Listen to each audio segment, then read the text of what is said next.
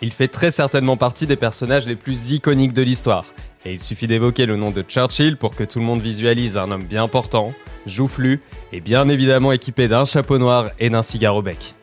Cet homme qui a toujours préféré se fier à ses convictions est aujourd'hui reconnu comme l'un des remparts face à la montée des dictatures du XXe siècle. Bref, derrière le micro c'est Ninou, et je vous embarque avec moi pour un nouvel épisode de 4 Weeks 4 sur l'histoire de l'homme à la volonté de fer, Winston Churchill.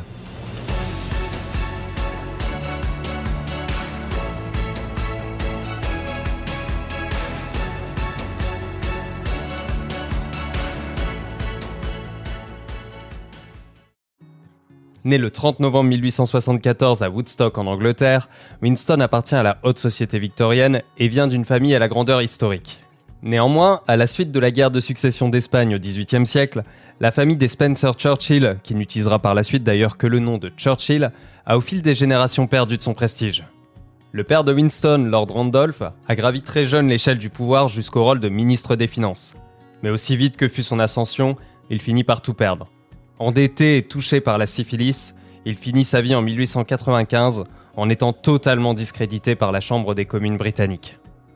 Aux funérailles de son père, Winston, alors âgé de 20 ans, se fixe un objectif: reprendre les idées de son père et redorer le nom des Churchill. Sauf qu'à la mort de ce dernier, la famille hérite aussi de ses dettes, à une époque où Winston n'est encore qu'un simple cadet à l'académie militaire. Côté maternel, Winston écrit très ouvertement dans ses mémoires avoir toujours considéré sa nounou comme sa véritable mère et non Jenny Jerome, sa mère maternelle. Jenny était tout simplement pour Winston une très belle femme qui, après la mort de son père, enchaînait les mariages et réussissait à conserver une beauté naturelle malgré les années. De son côté, Churchill est très vite considéré comme un cancre à l'école. Avec de nombreuses difficultés dans les matières classiques, tout porte à croire que le premier fils de la famille est voué à l'échec.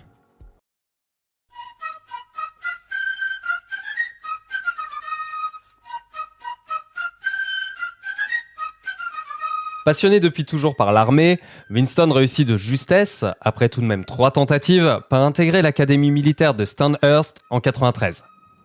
Plutôt petit avec une taille inférieure à 1m70, peu robuste et rongé par les maladies depuis l'enfance, Winston se reposera avant tout sur sa volonté de fer pour faire ses preuves et devenir un des très bons éléments de l'académie. Après une première expérience de terrain à Cuba, le sous-officier Winston rejoint en 1897 le régiment des 4e Hussards et prend la direction de l'Inde. Animé avant tout par ses ambitions, il sait qu'il doit rapidement capitaliser sur des succès militaires pour accélérer dès son retour sa montée au plus haut rang de la sphère politique britannique. Mais en Inde, Churchill commence à s'impatienter.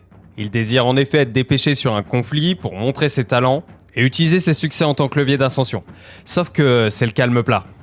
Pendant ses longues journées d'attente dans la ville de Bangalore, Winston se met de manière extrêmement intensive à la lecture. De la République de Platon en passant par les œuvres de Gibbon, il se nourrit en autodidacte d'une succession d'œuvres pour bâtir son raisonnement. Mais la situation ne bougeant pas, Winston prend la direction du Caire en Égypte pour rejoindre une nouvelle unité. Que ce soit en Inde ou en Égypte, Winston avait négocié avec le média britannique du Morning Post pour leur communiquer régulièrement des dépêches permettant au royaume de suivre les informations du monde au travers des yeux de Winston.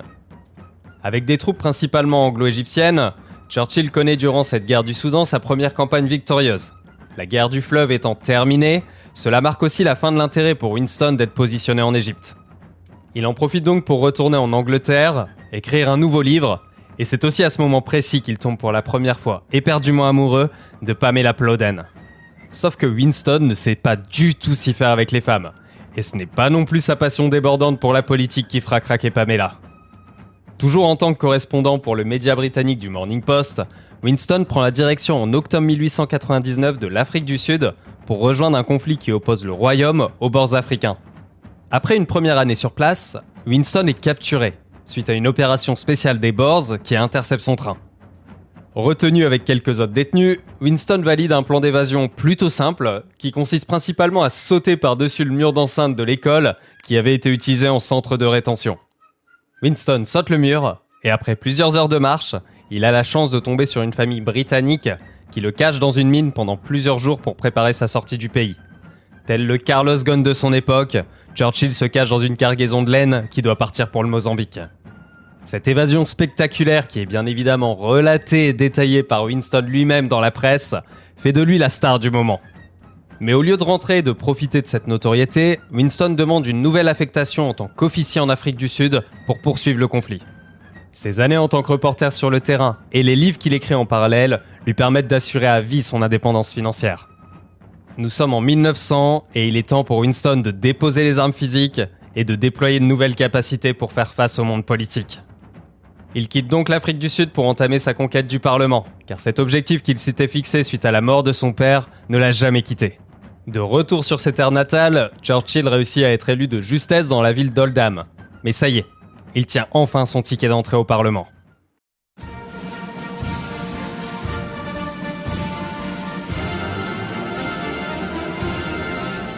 Dans une Europe où se joue une véritable course à l'armement entre la France et l'Allemagne, Churchill s'illustre dans chacune de ses interventions. Au vu de son expérience du terrain, il précise que si un conflit éclate, il s'agira forcément d'une guerre qui s'éternisera sur des années et qui obligera le pays à se focaliser uniquement sur une économie de guerre.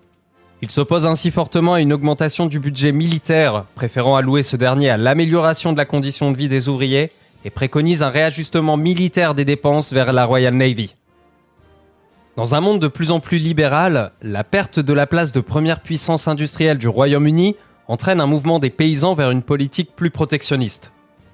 Contre la mise en place de mesures antilibérales, Churchill se fait la voix d'un nouveau parti, qui mixerait la vision du parti politique des Tories auquel il appartient et du libéralisme. Sauf que ce positionnement ne convient pas du tout à sa famille politique conservatrice. En 1904, Churchill se retrouve contraint de quitter le parti des Tories et de traverser la Chambre des députés pour s'asseoir avec les libéraux. Mais même chez les libéraux, les combats de Winston restent les mêmes. Une baisse du temps de travail, un meilleur accès à l'éducation chez toutes les classes sociales, la création d'un chômage. Il est donc très clairement vu au sein du Parlement comme un révolutionnaire des droits sociaux. En 1908, Winston se marie à Clémentine Osier. Après avoir passé la trentaine, il reconnaît un besoin de valider rapidement un mariage et apprécie les qualités intellectuelles de Clémentine, mais aussi sa grande beauté. Nous ne sommes pas vraiment sur un mariage issu d'un coup de foudre, mais la relation entre Winston et Clémentine, basée initialement sur une amitié sincère, va au fil des années se transformer en une relation sentimentale.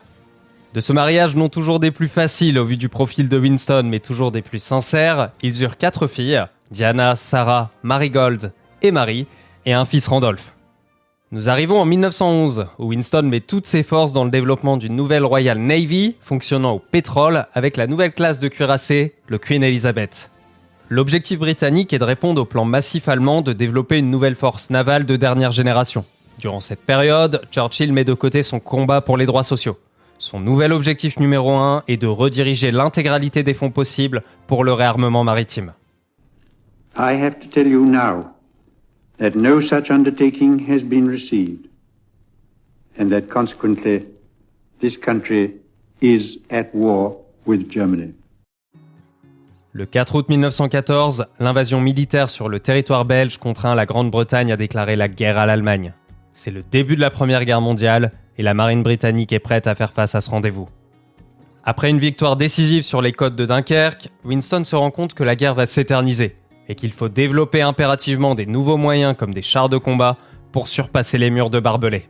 Alors que Churchill mène plusieurs opérations sur le sol de l'Empire ottoman en Turquie, ce sont les conservateurs qui reprennent le pouvoir en 1916. Mauvaise nouvelle pour Winston, car ces derniers désirent assez rapidement l'évincer de son rôle à la tête de la marine. Avec ce basculement au Parlement et la très lourde défaite dans la bataille des Dardanelles menée par Churchill sur le territoire ottoman, il se retrouve obligé de démissionner de son poste de premier lord de l'amirauté. Winston décide alors de rejoindre le front en France en intégrant le 2e bataillon des Grenadier Guards au sein des forces britanniques avant de prendre lui-même la direction d'un bataillon de plusieurs centaines de volontaires. Après 6 mois sur le terrain et sollicité par sa femme Clémentine, Winston quitte le front pour retrouver son emploi parlementaire et évite à quelques semaines près l'offensive de Loos qui lui aurait certainement été fatale. Sauf que côté politique, tout est à refaire pour Churchill, avec notamment des conservateurs qui ne lui pardonnent pas d'avoir rejoint le Parti libéral. Dès son retour de la guerre, il est totalement ignoré au sein de la Chambre des députés. Pendant cette période de dépression qui fait suite à la Première Guerre mondiale, Winston peut compter sur le soutien de Clémentine, qui l'encourage à tout mettre en place pour laver sa réputation.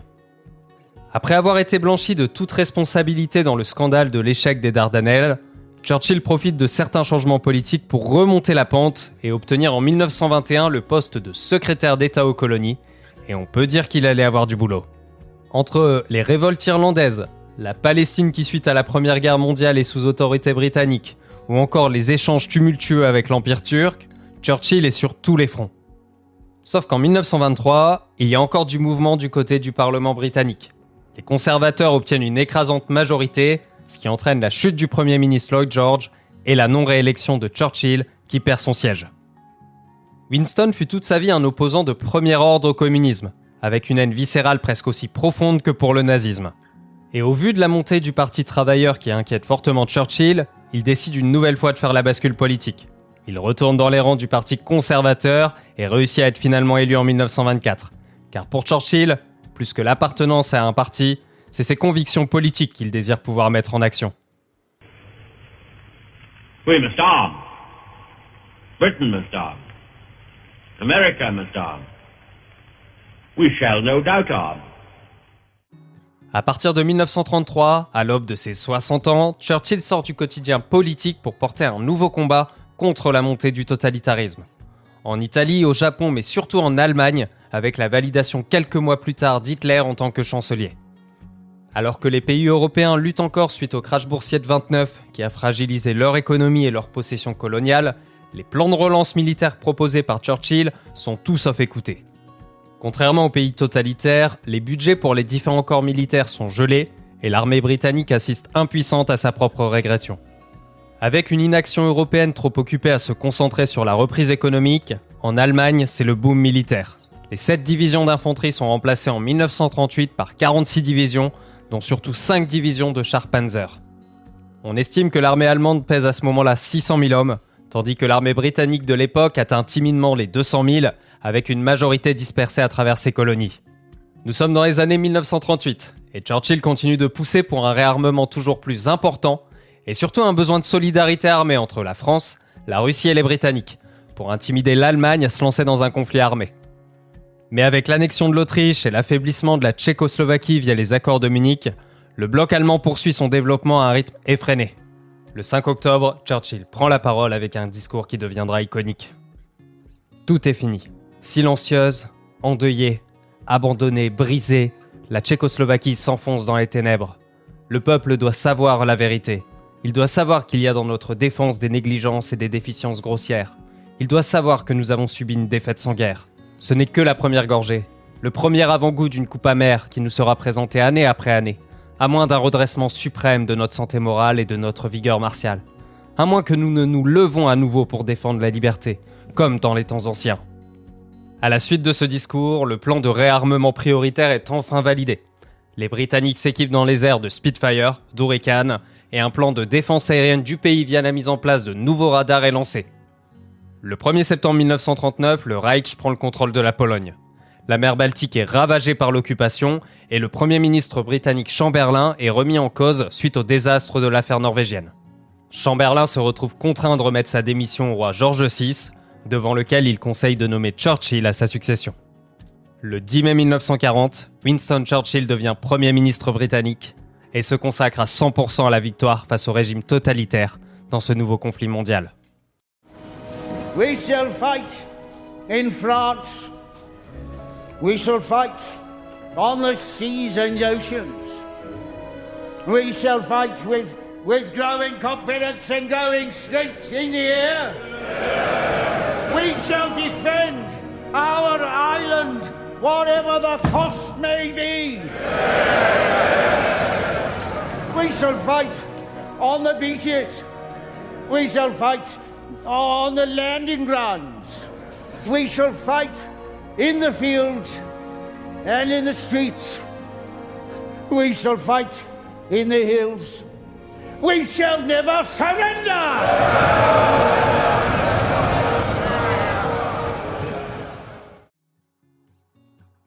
À peine en fonction, Churchill s'envole de suite vers la France pour proposer au maréchal Pétain la mise en place d'une contre-offensive depuis l'Angleterre. Mais Pétain refuse et valide quelques jours après l'armistice entre la France et le Troisième Reich le 25 juin 1940. Sur cette période, la résistance en France est maintenue à flot par le général de Gaulle et son appel du 18 juin 40. Néanmoins, la tyrannie imposée par les Allemands aux résistants permet de museler en partie les canaux de résistance sur l'intégralité de l'Europe. Avec au minimum 10 idées par jour, et souvent uniquement une bonne, l'équipe de Churchill se doit de canaliser Winston dans ses choix stratégiques. Avec l'entrée de l'Italie de Mussolini dans le conflit, Churchill prend la décision stratégique de positionner une grande partie de la flotte britannique en protection de l'Égypte. En parallèle, Roosevelt confirme ne pas désirer envoyer de troupes sur le vieux continent. Néanmoins, la Grande-Bretagne profite d'un apport en armement continu des Américains via une promesse de remboursement après la guerre qui est négociée entre les deux pays. Mais sans l'intervention des Américains, les premiers mois de 1941 sont très difficiles pour la population, qui manque de vivres, ne possède plus assez de carburant pour faire tourner les chauffages et voit surtout dans les rues les milliers de civils tués chaque mois par les bombardements allemands. Devant cette situation, Churchill se sent impuissant. Les Britanniques ne doivent pas lutter contre une invasion de territoire avec une ligne de front, mais font face à une prise en étau qui paralyse dans la terreur l'intégralité du pays. Pour autant, Churchill sait qu'il doit impérativement continuer à mobiliser la population. Il décide de multiplier ses interventions sur la BBC, et c'est bien grâce à son inspiration communicante que Churchill réussit à redonner l'espoir à toute une nation pour faire bloc. La rhétorique fut pour Churchill l'arme la plus puissante pour tenir dans ce conflit, avec pour message principal la défense de la liberté. Malgré un mépris connu depuis le début de sa carrière pour le communisme, il reconnaît suite aux attaques de juin 1941 un soutien avec l'Union soviétique face au totalitarisme, en disant que tout homme ou tout État qui se bat contre le nazisme aura l'aide britannique. L'embargo mis en place par les Américains sur les Japonais entraîne le 7 décembre 1941 la frappe de Pearl Harbor et l'entrée en guerre des Américains. Roosevelt, Staline et Churchill font à ce moment de l'histoire partie du trio qui symbolise l'unique et le dernier rempart face à Hitler. Les échanges entre les trois hommes se poursuivent de manière régulière, jusqu'à la décision en 1943 de prévoir un débarquement sur le continent européen. C'est la planification de l'opération Overlord. Des trois dirigeants, c'est de loin Churchill, qui malgré une santé qui se dégradait suite à des complications cardiaques, enchaîne les déplacements pour être au contact de ses troupes et des pays qu'il espère pouvoir allier à leur camp. Mais fin 1943, Churchill est de plus en plus mis sur la touche par Roosevelt et Staline. Chacun des acteurs ne partage pas les mêmes ambitions pour l'après-guerre, et ce sont finalement les deux principales puissances militaires qui dictent le pas.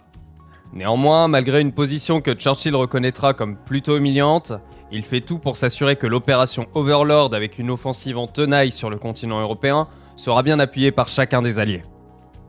Après une crise cardiaque, une pneumonie et un enchaînement sans fin de déplacements, Churchill est épuisé et doit même rester alité pendant 2 semaines. Mais Winston se relève en permanence, car il sait qu'il a un peuple à maintenir unifié et une guerre à conclure. Jamais il ne montrera publiquement cet épuisant en le masquant par son charisme et son extravagance. Il ne peut pourtant continuer à surpasser mentalement son état de santé qui s'aggrave, au point que le D-Day de l'opération Overlord, ce n'est pas directement Churchill, mais bien ses bras droits Eisenhower et Montgomery qui sont aux commandes. La grande offensive alliée est un succès, et la victoire de l'opération Overlord, qui était extrêmement crainte par Churchill, lui permet de retrouver des forces et de l'énergie, au point qu'il reprit les voyages à un rythme incessant, et fut le personnage politique le plus présent sur les terrains gagnés. Il s'est d'ailleurs aussi fixé la mission en parallèle de cette victoire, d'anticiper et de limiter l'accroissement du bloc rouge communiste. En déplacement fin 1944 à Moscou, Churchill négocie pendant des semaines avec Staline le sort de l'Europe orientale. Mais les hommes n'arrivent pas à une position commune sur l'avenir de la Pologne. Nous sommes en février 1945, et il est temps pour les forces alliées de valider la stratégie finale pour mettre fin à cette guerre et commencer à prévoir le sort de l'Europe à la fin du conflit. Staline, Roosevelt et Churchill se rejoignent à Yalta en Crimée pour valider l'avenir du vieux continent. Mais avec un Roosevelt dans un état cadavérique, Churchill ne peut rien faire face à Staline concernant le sujet autour de la Pologne. Et Churchill sait d'avance que malgré la validation des accords de Yalta, Staline ne respecterait pas la déclaration prévoyant que chaque pays libéré puisse faire le choix de son gouvernement.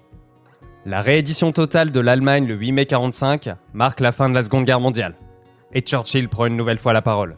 Après avoir toujours annoncé pendant le conflit la recherche de la victoire à tout prix, il peut annoncer au peuple britannique qu'il la tienne enfin.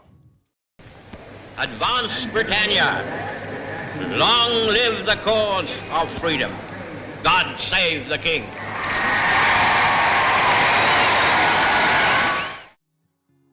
Pendant cette période, la popularité de Churchill est à son paroxysme. Mais le peuple le voit faussement comme un réactionnaire. Et beaucoup se demandent s'il est l'homme de la situation pour l'après-guerre. Dès 1945, les urnes britanniques transcrivent cette idée, avec une victoire écrasante des travaillistes face aux conservateurs. L'euphorie de la victoire est de courte durée pour Churchill, qui se voit contraint à une sortie express de la vie politique. Après avoir marqué l'histoire par ses discours historiques, c'est par l'écrit que Churchill décide d'imprégner sa vision. Il reprend sa passion pour l'écriture avec l'œuvre The Second World War en 6 volumes. Et autant vous dire que chaque année, le nouveau volume sorti par Churchill sur la Seconde Guerre mondiale est un succès. La simple vente des droits aux États-Unis lui rapporte plus d'1 million de dollars.